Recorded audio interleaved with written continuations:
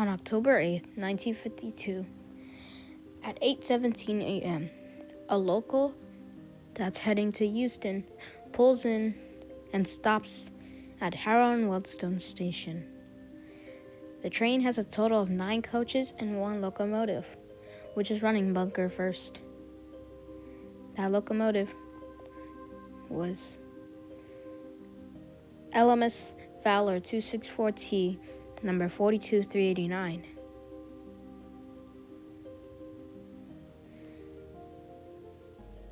But little did anybody know that this train would be in pieces just minutes later.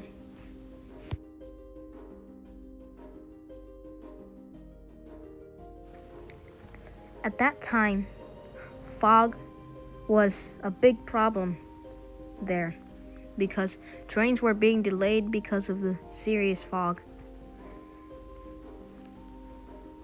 And local was one, and another was an express. This express had 11 coaches and was heading from Perth to Wealdstone.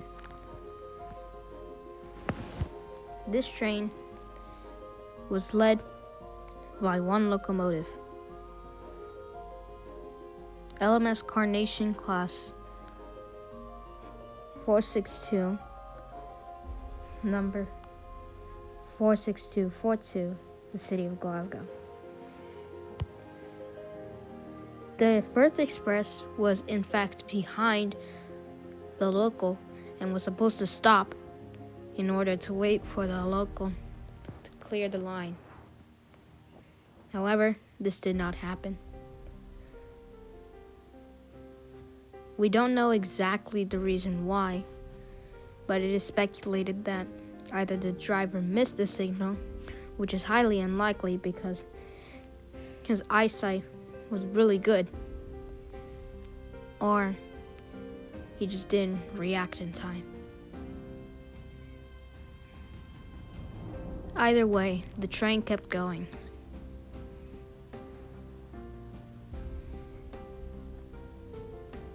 And soon, disaster would strike. Meanwhile, a third train also closing in on Harrow and Wealdstone station was the Liverpool Express from Wealdstone to Manchester.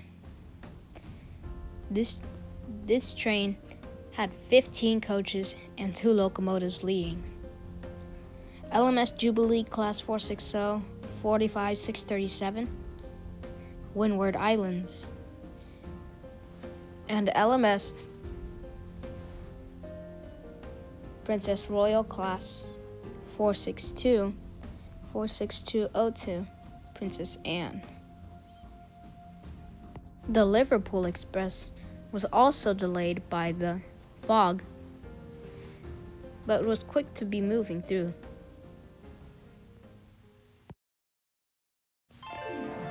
At 8:19 a.m.,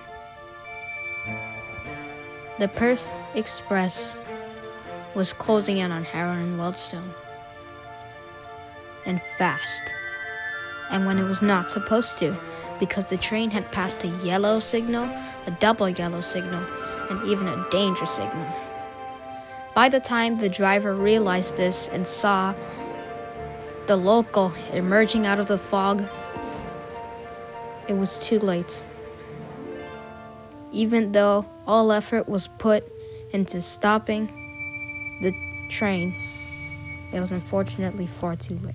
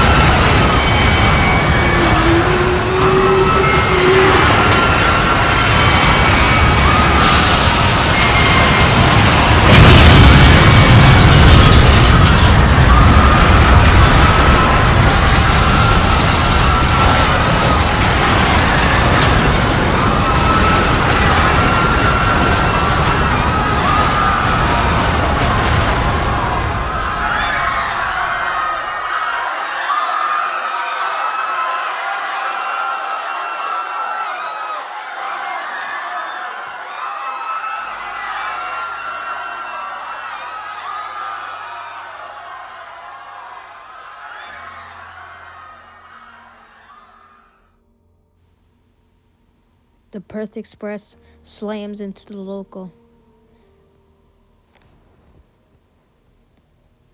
The local's last 3 cars are absolutely obliterated by the impact.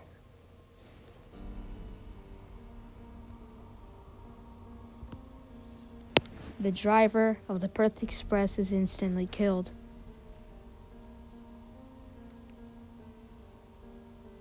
And so are people in the local. People were traumatized by what happened and didn't allow themselves to act when all of a sudden the Liverpool Express from the fast line next to what just happened mows down other people who had survived the initial impact. The 2 locomotives, 45637 and 46202, jump over the station platform and land on the other side. Both locomotives topple over onto their sides, being severely damaged. And just like that, 100 people were killed instantly. The driver of the Liverpool Express was also killed.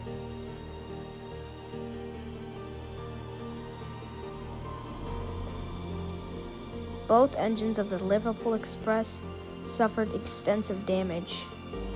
45637 was absolutely destroyed, having borne the brunt of the collision, colliding into 46242. Literally, almost half of it was gone.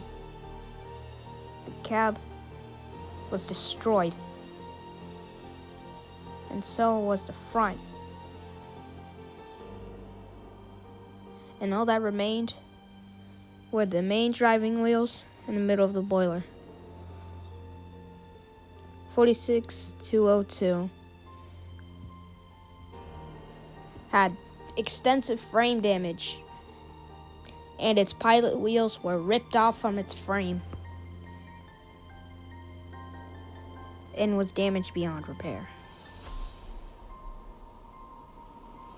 46242 was in fact rebuilt, even though suffering extensive damage after 45637 had mowed over it, and from even earlier when it crashed into the coaches.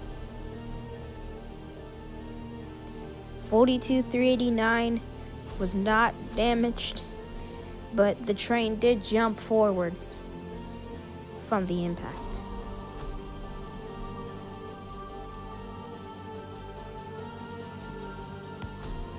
Both 42389 and 46242 both lived to the end before being scrapped and cut up in 1963. 102 people would die on impact.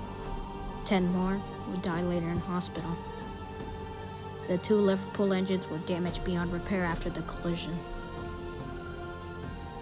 And the big question, why would this happen?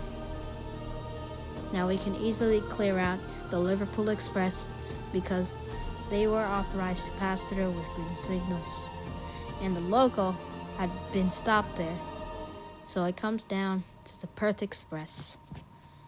The Perth Express had been running at 50 to 60 miles an hour. And the fog would not help the visibility. And with calculations, going at that speed, trying to read for the signals, you would have 4 seconds to read and correct yourself with the signals. And you could easily misread them or miss them. Something that could have stopped this happening is if the driver paid attention. But something else could have been avoided, or something else could have avoided this. That would be AWS. Automatic warning system would being when it would be a functioning system where it would stop trains if they wouldn't react to a yellow or red signal, mainly red. And it was still in its development stage when this happened. So, after this, they sped up the development of AWS, and not long after, 1/3 of British railways would have AWS to prevent things like this from happening.